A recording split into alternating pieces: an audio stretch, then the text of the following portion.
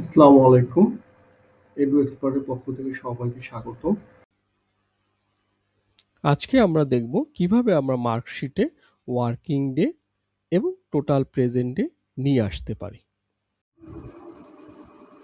এজন্য আমরা চলে যাব আমাদের মোবাইল অ্যাপসে, এডু এক্সপার্ট টিচার অ্যাপসে ক্লিক করব। এখান থেকে আমরা ইউজার আইডি পাসওয়ার্ড ব্যবহার করে সাইন ইন করব। এক্সাম ম্যানেজমেন্টে ক্লিক করতে হবে। এখান থেকে ডেইলি অ্যাটেন্ডেন্স এন্ট্রি এক্সামে ক্লিক করতে হবে।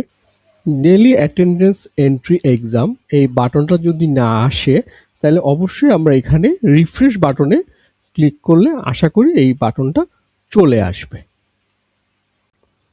এখানে আমি আমার সাল দিব, শিফট দিব, ক্লাস দিব, সেকশন থাকলে সেকশন দিব, পরীক্ষার নাম দিয়ে স্টুডেন্ট লিস্টে ক্লিক করব।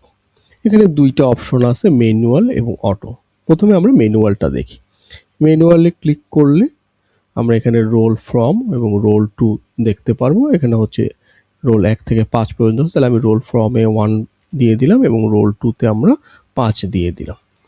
এখানে ওয়ার্কিং ডে টোটাল কতদিন কর্মদিবস ছিল সেটা আমরা এখানে দিয়ে সেট ওয়ার্কিং ডেতে ক্লিক করলেই আমার এখানে ওয়ার্কিং ডেটা বসে যাবে।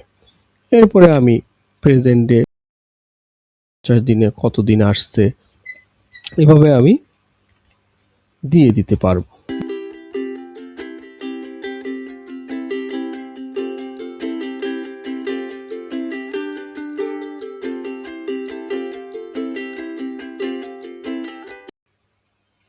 অটোতে ক্লিক করলে যদি আমরা অ্যাপসের মাধ্যমে অ্যাটেন্ডেন্স নিয়ে থাকি অথবা মেশিন ব্যবহার করে অ্যাটেন্ডেন্স নিয়ে থাকি তাহলে আমরা এই অটোর সুবিধা পাবো। অটোতে খুবই সহজ। অটোতে আমরা যদি কত তারিখ থেকে আমরা চাচ্ছি অ্যাটেন্ডেন্স কাউন্ট হোক কর্মদিবস, তাহলে জানুয়ারি 1 তারিখ থেকে দিলাম, এরপর কত তারিখ পর্যন্ত এটা আমি 5-6 যে কোনো তারিখ আমি বসাই দিব, দিয়ে আমি অ্যাপ্লাই ওয়ার্কিং ডেতে ক্লিক করব।